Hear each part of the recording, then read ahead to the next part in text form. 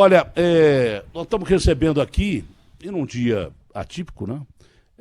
O ministro Gilmar Mendes, um dos ministros notáveis do Supremo Tribunal, e que quem chega ao Supremo é porque está no máximo das nossas leis, não é? Conhece profundamente as nossas leis e leis de outros países e se fundamentam nessas leis para ali tomar as decisões finais, né? Eu não gosto muito que o Supremo fique participando de algumas picuinhas, de algumas discussões. O Supremo é o Supremo tem que ser, por isso que chama Supremo, senão não seria Supremo, né? Estava falando de Deus agora, e eu quando esgoto as minhas decisões aqui na Terra, eu pergunto para Deus, aí eu chamo Deus.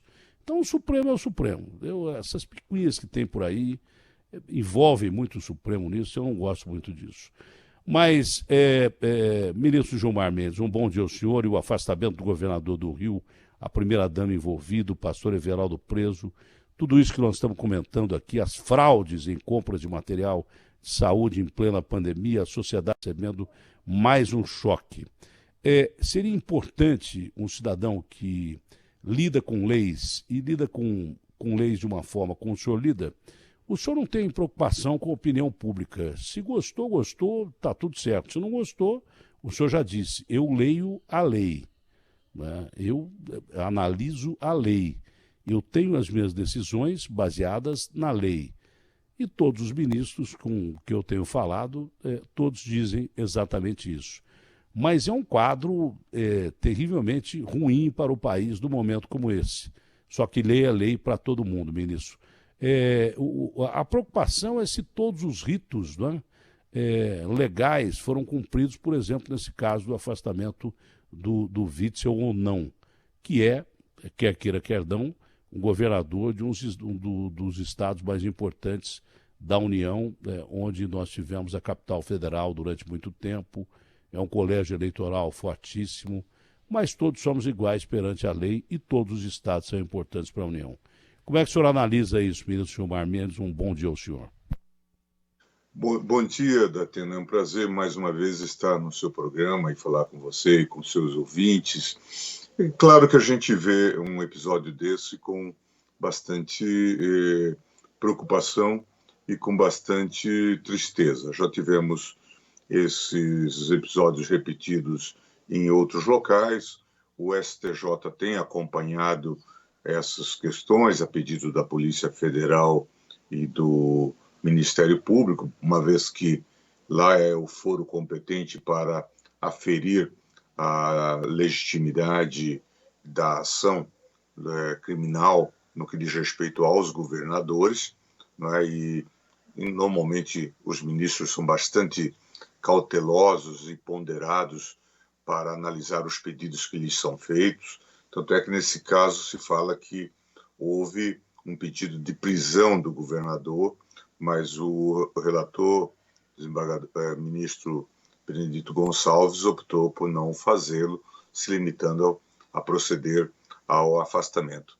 Tudo isso é bastante preocupante, como você já bem observou, episódios aparentemente de corrupção, e ligados também a desvios de recursos associados ao combate à pandemia de Covid-19. Acho que temos que acompanhar com cuidado os desdobramentos, as investigações, até porque pode também haver precipitações, e por isso não se pode emitir aqui nenhum juízo categórico ou definitivo. Mas esses episódios, de fato, são muito tristes para a República Brasileira. É lamentável que, em meio à pandemia, a gente viva também esse pandemônio, não é?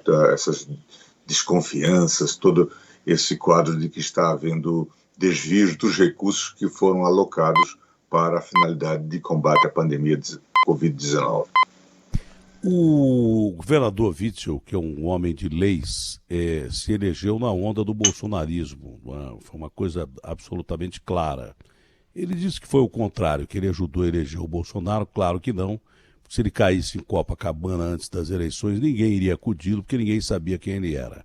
Ele se elegeu na onda do presidente da República, como muitos o fizeram. e depois passaram a negar o presidente. Ele se colocou visceralmente contra o presidente e se lançou já a candidatura de presidente da República muito cedo. Mas me parece que seria um gesto muito rasteiro por parte do senhor presidente, um revanchismo político. Houve coincidência que logo depois em que as coisas ficaram muito ruins entre as decisões do governador, principalmente em relação à atuação de autoridades, né, lá no Rio de Janeiro contra a família do presidente Bolsonaro, que não agradaram o presidente Bolsonaro, mas me parece que a lei está sendo cumprida, o ritual está sendo cumprido, que não seria um revanchismo do presidente da República, né? Seria um gesto que não combinaria com a autoridade máxima do país, não é? Isso aí tem que ser baseado em fatos, não, ministro? Eu tenho a impressão de que sim. Eu acho que Ministério Público, Polícia Federal, o próprio STJ, como eu disse, é o órgão que acompanha, há um relator para cada um desses processos. Nós já tivemos episódios semelhantes no Pará, tivemos em Santa Catarina, mesmo aliados acho que no Amazonas, mesmo aliados do governo federal também sofreram o impacto dessas medidas, de modo que não me parece que aqui haja razão e não acredito que o STJ se deixasse envolver num quadro de politização partidária. Acho que isso não é sequer pertinente cogitar. Acho, de fato, que são todos juízes muito experientes, muito experimentados e que recebem esses pedidos e analisam com muita cautela. Mas os episódios, de fato, precisam ser esclarecidos e, oxalá, não haja mais profundos desenvolvimentos como se vem afirmando.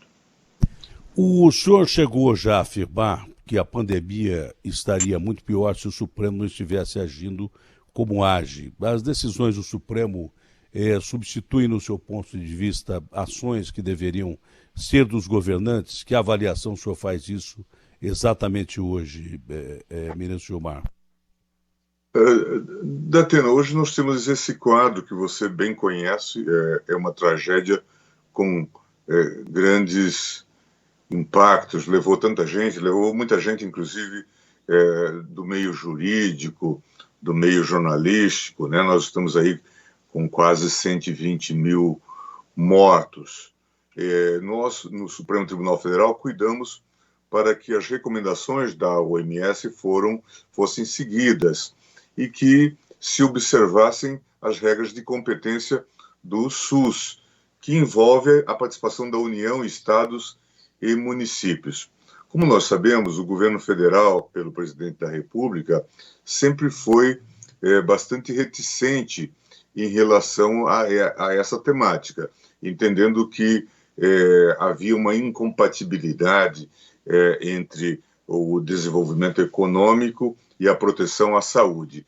E optou, inclusive, por, de alguma forma, reduzir ou nulificar as ações do Ministério da Saúde, né? Então, nós tivemos esse quadro. O Supremo procurou fortalecer nesse campo a competência dos estados e municípios. E esta foi a posição que nós adotamos em relação a essa temática, dizendo que se a União tentasse interferir nas ordens dadas por prefeitos ou por governadores, que essa interferência seria indevida. Acho que com isso nós preservamos vida e evitamos, portanto, maior confusão do que tivemos. Durante muito tempo, com ressalvas à atuação do ex-ministro e juiz Moro, o Supremo sempre respaldou ações da Lava Jato, que foram ações importantes no momento em que elas aconteceram, quando o Supremo via que existia a possibilidade legal de, assim, respaldar um juiz de primeira instância, não é? Mas o argumento de que o então juiz Moro atuou como auxiliar do Ministério Público no caso do doleiro Paulo Krug, não é? Foi por ocasião, acho que, da Banestado, do caso do Banestado, pode ser um indício forte aí de que o julgamento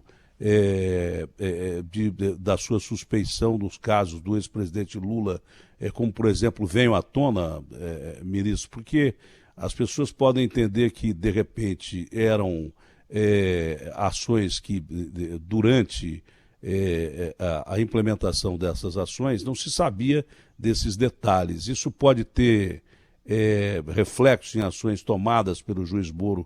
Eu estou citando o Lula, mas é um deles, durante o julgamento dessas pessoas da Lava Jato? Aqui nós temos muitos episódios que precisam ser analisados e cada processo tem que ser analisado dentro do seu contexto. De fato, houve um entusiasmo em alguns setores da nacionalidade, diria, até um certo entusiasmo meio que juvenil, né, com toda essa coisa da Lava Jato e tudo mais.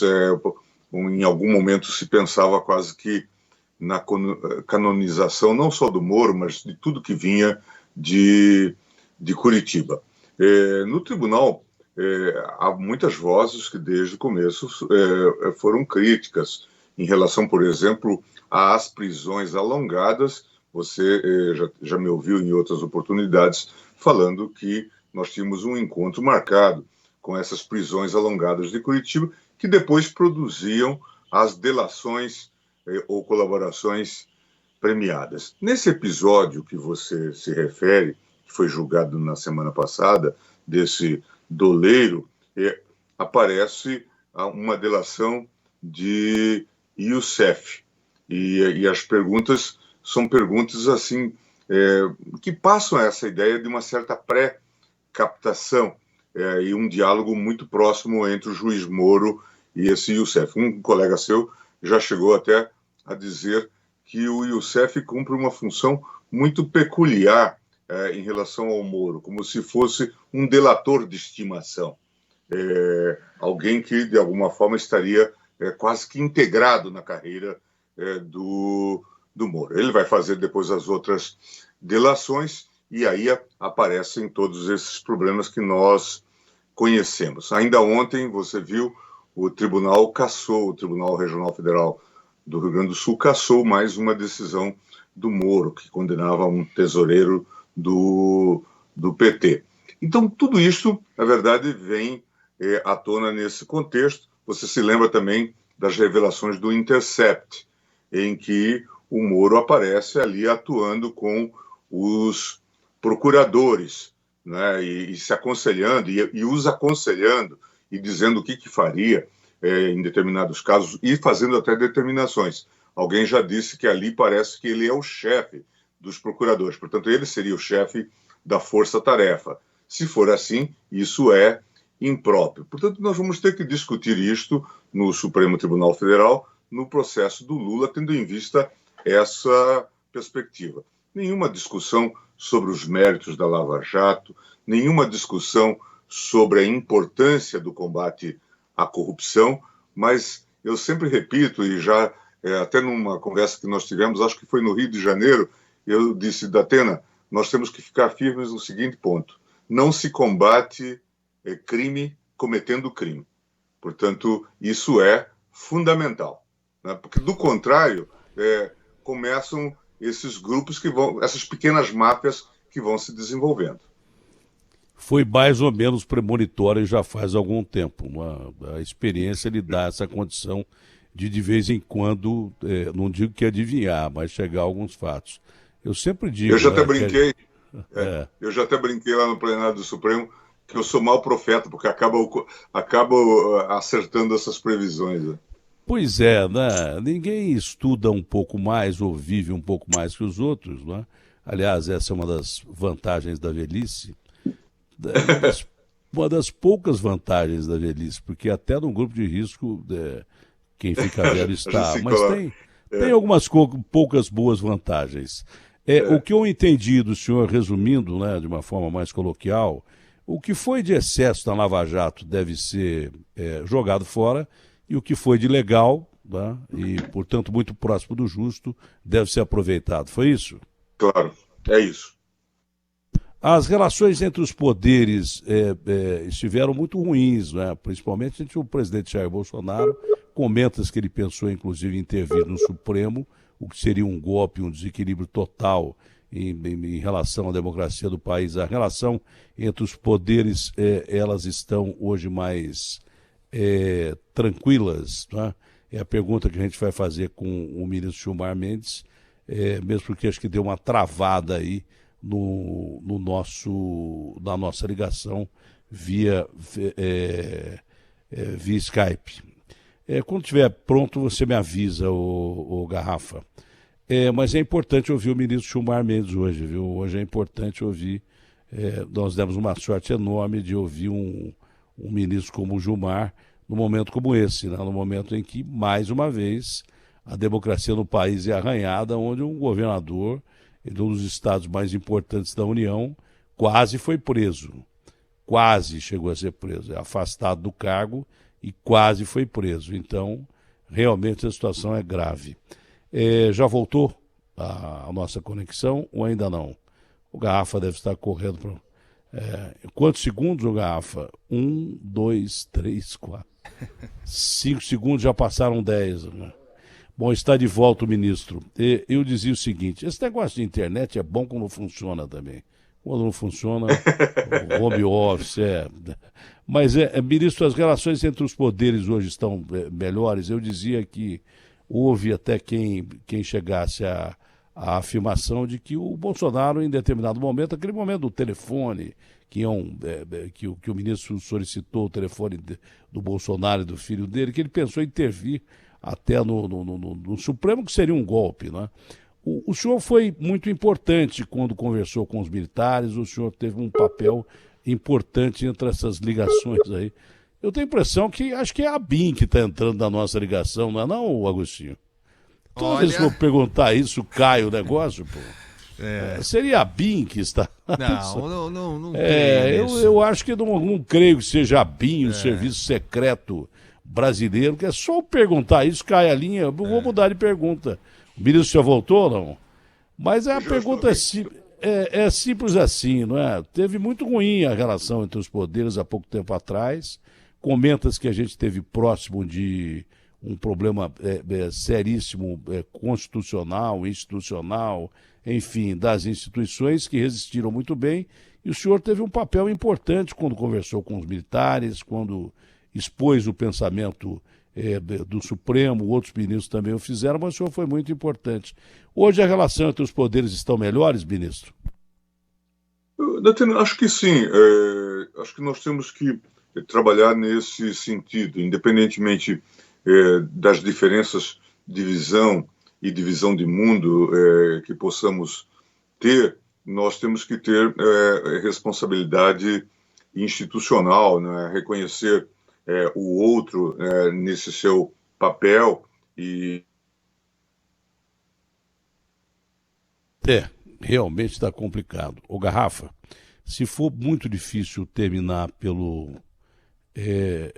melhor o telefone, porque já ouvimos boa parte do ministro, a gente termina pelo Grambel, que é mais fácil, que aí não cai. Mesmo porque não faltam muito mais perguntas ao ministro, não.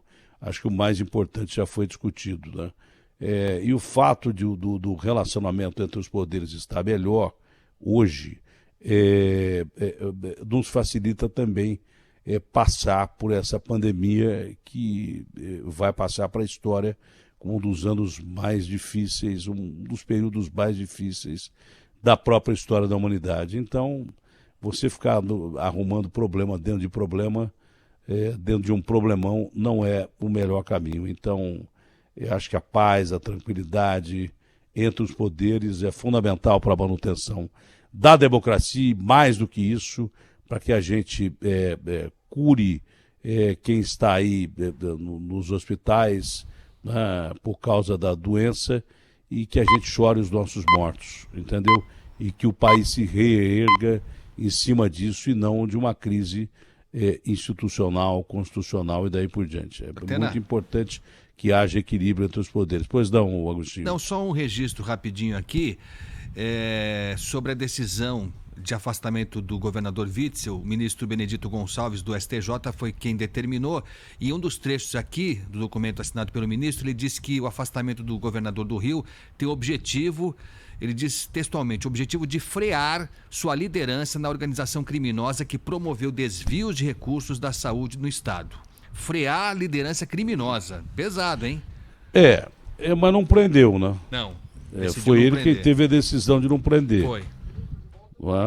Então, ministro, não sei se o senhor ouviu, você pode ler de novo, Agostinho? O que diz de quem aqui, é a declaração? Do ministro que determinou o afastamento do governador Witzel, o ministro Benedito Gonçalves, do STJ, ele fala textualmente que o afastamento do governador tem o objetivo de frear a liderança dele, governador, na organização criminosa que promoveu desvios de recursos na saúde do Estado. Para a gente entender, e o ministro é a melhor pessoa para explicar sobre isso, desse momento aqui, não é? Entre nós três, nós dois não entendemos nada de leis e ele entende muito de leis. Não é? Por que o Benedito diz que é para frear a participação nas organizações criminosas do Witzel e, ao mesmo tempo, ele não manda prender o Witzel? Para nós leigos, é um contrassenso, mas à luz da lei tem a sua explicação. Ministro Gilmar. Sim, Datena. Sobre isso, eu tenho a impressão de que o que o ministro Benedito considerou é que talvez fosse excessiva a decretação da prisão, de que bastaria o afastamento e a tomada de medidas outras de cautelas. Você conhece bem, você que é um estudioso, que aqui a gente segue o princípio da proporcionalidade. A medida pode ser adequada e necessária, ela não precisa extravasar. Então, me parece que ele se limitou a isso, tendo em vista, inclusive, as consequências políticas e pessoais que teria uma prisão. Isso é um dos princípios básicos do ministro Gilmar, que estudou muito sob base do direito alemão, e aliás tem uma lei do direito alemão que está regulando as fake news e que eu vou perguntar sobre isso. Ela é uma lei que se diz polêmica, mas eu respeito muito o direito alemão, que teve parte dele que bandeou, porque os homens são assim, não é o estudo que é assim, não é, que se bandeou para o lado nazista, mas teve uma resistência enorme dentro da lei alemã que protegeu a sociedade alemã durante um período execrável do nazismo. Não é? Então, fique bem claro, teve gente que se notabilizou por colaborar com um regime terrível, usando leis, não é?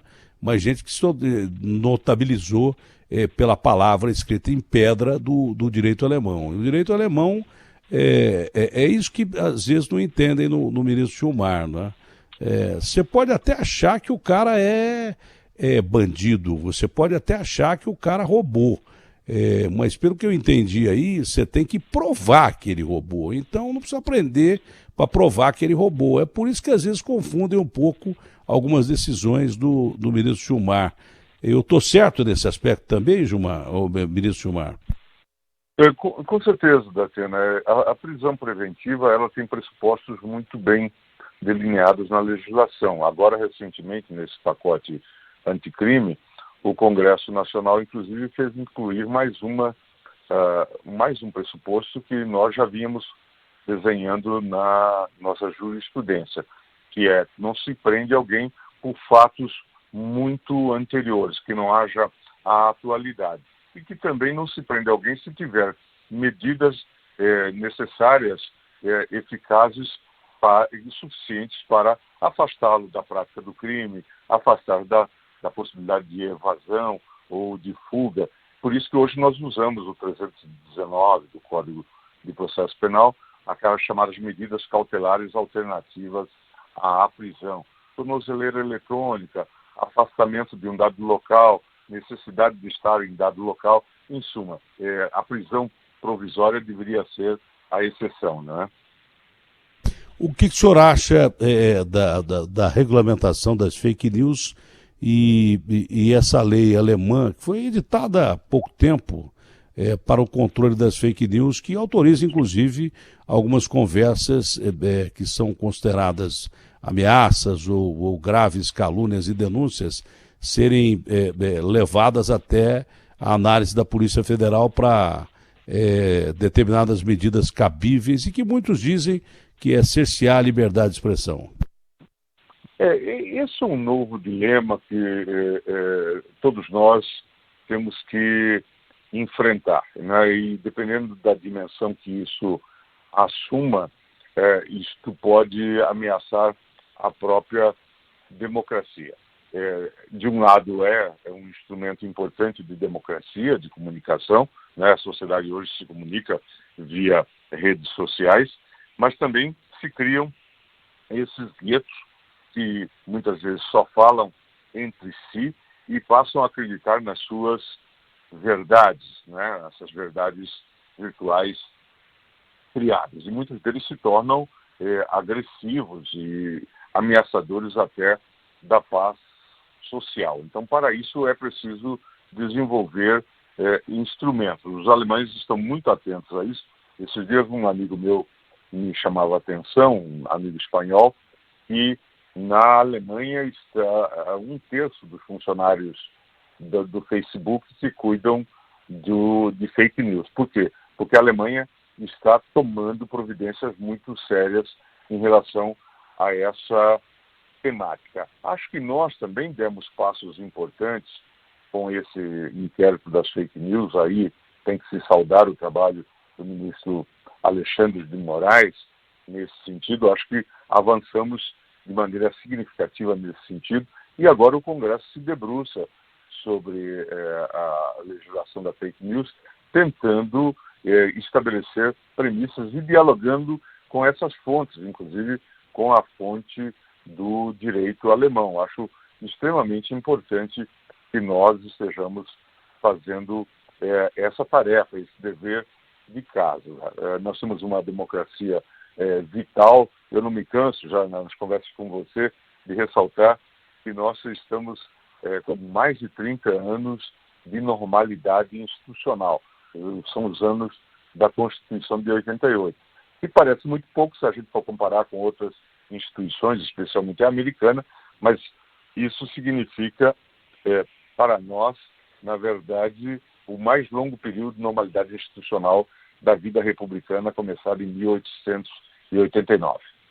Não foi conversa, foi aula e de graça. Eu me senti um menininho sentado ali no banco da escola, com os meus 13, 14 anos de idade, ouvindo uma aula. Aquilo não foi conversa, é bondade sua que foi conversa. Foi uma aula, quando eu questionava a democracia com presidentes presos e presidentes empichados, o ministro dizia o seguinte: mas esse é o exercício da democracia, por isso eles foram presos ou empichados.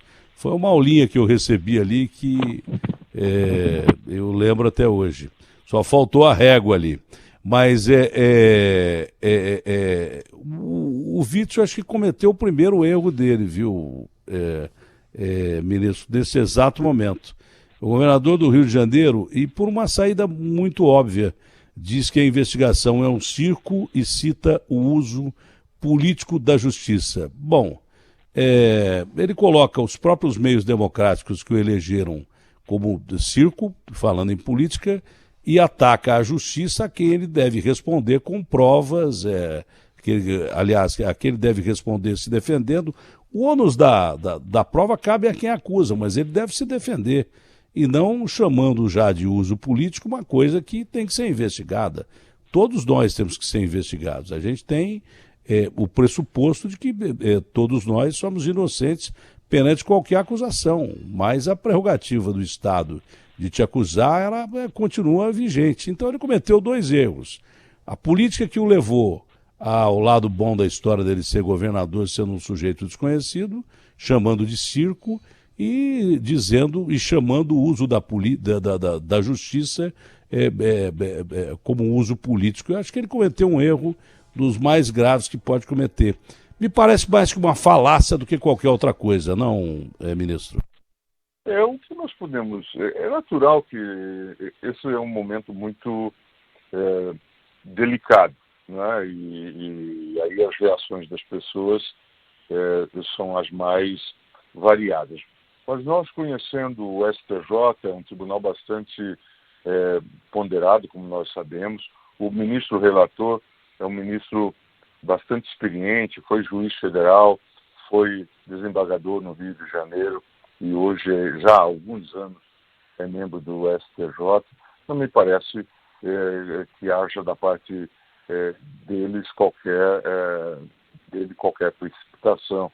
Me parece que isso tem que ser devidamente avaliado. É claro que sempre se tem que tomar muito cuidado com as informações que são inicialmente passadas, e para isso é preciso, de fato, analisar com muita parcimônia tudo que se imputa a alguém. Nós temos muitos casos de pessoas que são muito sacrificadas, são imputadas a elas muitas faltas, e depois se verifica que isso não é devidamente consistente, e tudo isso precisa ser olhado com cautela. Mas a mim me parece que o STJ procura conduzir-se com muito cuidado nesse tipo de matéria. Bom, para encerrar, o senhor esteve envolvido num episódio que parece que foi mal entendido, em que o senhor dizia que o Exército estaria sendo conduzido a um genocídio no caso dos índios, especificamente. Depois disso, o senhor conversou com representantes do Exército, do governo, e não sei se conversou com o ministro da Saúde, que chegou a administrar muito bem esse processo da pandemia lá no estado do Amazonas. Como é que está essa situação hoje, ministro Gilmar Mendes, no seu ponto de vista? Em relação O senhor ter dito que seria um genocídio que o Exército estaria cometendo? Eu acho que ali foi um mal entendido. O que eu disse é que a ausência do Ministério da Saúde nesse debate e a ocupação do Ministério da Saúde por militares era um equívoco. E diante daquele quadro de letalidade, havia um morticínio em que eles acabariam por estar associados. Como você sabe, eu não sei qual é o número hoje, mas haveria, naquele momento, era o que se falava, era um diálogo que nós estávamos travando com o Dr. Drauzio Varela e com o ministro Mandetta. E eu, então, chamei a atenção para esse fato, dizendo que não era razoável que o Exército Brasileiro ficasse associado a esse resultado, a esse morticínio. Né? Então, que não era de nenhuma forma razoável que se utilizasse das Forças Armadas para essa situação. Qual era a minha leitura política? É que, e aí um pouco, você sabe que a gente consegue fazer um pouco esse tipo de associação. É que o presidente acabou por neutralizar o Ministério da Saúde, deixando a responsabilidade, ou acabara por neutralizar o Ministério da Saúde, deixando a responsabilidade para os estados e municípios, com o argumento de que o Supremo tirara a força da União nessa matéria. Por que ele dizia isso? Porque o Supremo começou a suspender algumas medidas suas que liberava, por exemplo, o funcionamento das igrejas em todo o território nacional, ou o funcionamento das lotéricas em todo o território nacional, fazendo interferência onde os governadores e prefeitos já tinham feito determinações. E para isso, eu disse, não se pode usar o Ministério da Saúde, muito menos as Forças Armadas. Foi isso que eu disse. Bom, ministro, para encerrar mesmo, né, eu queria saber da sua expectativa em relação ao futuro do Brasil. O Brasil vai enfrentar uma situação muito difícil econômica e socialmente, né, já está enfrentando, como o mundo inteiro. O pior que o quadro agora é mundial, a gente tem que acreditar e ter esperança, chorar os nossos mortos, que já ultrapassa aí a muito mais de 100 mil mortos, né? Temos mais de 24 milhões de casos de pessoas contagiadas no mundo. Não se sabe como é que se lida com essa doença ainda, porque mesmo com vacinas em perspectiva, há casos de reinfecção, há casos dos chamados rebotes da Europa, não é? Então essa doença ainda é uma doença que nós estamos conhecendo e chegou, como chega toda a praga, né? De uma forma absolutamente inesperada e coloca a humanidade de joelhos perante um inimigo invisível. Qual é a sua esperança em relação ao Brasil e em relação ao presidente Jair Bolsonaro? Um colegiado é um colegiado, então são várias cabeças pensando, apesar de serem pessoas notáveis, né? O ministro Barroso falou que o presidente Bolsonaro defende a ditadura e a tortura. Por outro lado, eu conversei ontem com o ministro Marco Aurélio aqui, ele deixou bem claro que deve se deixar o presidente Jair Bolsonaro trabalhar. Entre essas duas posições, que são importantes, que é o nosso presidente da República, o que o senhor tem de esperança para o Brasil no meio dessa pandemia, que não digo vai acabar, mas ela vai passar um dia, mas a gente vai ter que conviver durante muito tempo, apesar da vacina, com esse vírus, mesmo porque não há remédio. Datena, eu acho que é fundamental, eu acho que você, como eu, somos defensores da democracia. É importante que a democracia seja preservada, que ela não seja colocada em xeque, que as instituições sejam preservadas. E o que a gente aprendeu nessa pandemia, além da lida difícil com a doença? Nós vimos o quê? Nós vimos um quadro de miséria muito grande no Brasil. Nada que nós não conhecêssemos anteriormente. Mas o que nós vimos? As más condições de habitação no Brasil. Nas nossas megalópolis, as nossas grandes cidades estão tomadas por favelas, que propicia que a doença, que a pandemia, seja ainda mais grave. Vi uma senhora no Rio de Janeiro dizendo à Globo News que ela... vocês me recomendam que nós coloquemos a pessoa doente num quarto isolado, mas a gente mora num quarto e sala. Vocês recomendam que nós lavemos as mãos com água encanada, com água tratada, mas nós não temos água tratada. Nós compramos caminhões, nós compramos água em balde de um caminhão, pipa. Quer dizer, essa é a nossa realidade. Então eu tenho dito que nós temos que enfrentar essas fraturas expostas. Nós vimos esse quadro de 11 milhões de pessoas que não apareciam nos radares do governo, os invisíveis. Veja, nós conseguimos produzir esses invisíveis. Então nós temos que entrar nesse tema. Por isso que o Zé Roberto Afonso, um economista importante, que é considerado um dos pais da Lei de Responsabilidade Fiscal, nós temos falado que nós temos que trabalhar uma lei de responsabilidade social, que de fato fixe metas para que o Brasil dê as costas para esse atraso, as más condições de habitabilidade, as más condições de saneamento, as más condições gerais de vida dessas pessoas. Eu acho que, espero que a pandemia nos deixe esse legado positivo. Ministro, como sempre, um prazer falar com o senhor. Um ótimo dia, saúde e que Deus ajude o Brasil. Datena, eu sou seu fã. Um grande abraço.